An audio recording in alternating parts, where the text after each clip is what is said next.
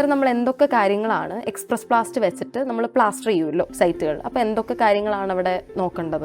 നമ്മൾ പ്ലാസ്റ്റർ ചെയ്യുന്നതിന് മുമ്പ് നമ്മൾ ശ്രദ്ധിക്കേണ്ടതായിട്ടുള്ള 1-2 കാര്യങ്ങളുണ്ട്.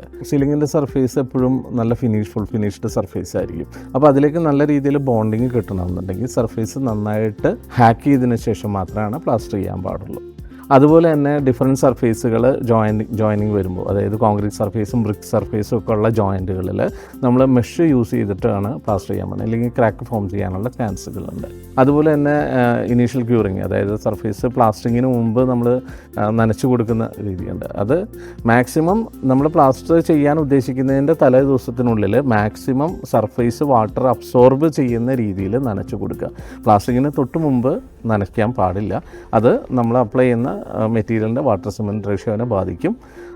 അപ്പോൾ അതിന് തലേദിവസം മുമ്പ് തന്നെ മാക്സിമം നനച്ച് പ്ലാസ്റ്റർ ചെയ്യുന്ന സമയത്ത് സർഫസ് ഏകദേശം ഡ്രൈ കണ്ടീഷനിൽ നിർത്തുന്ന രീതിയിലാണ് നമ്മൾ പ്ലാസ്റ്റർ ചെയ്യേണ്ടത്.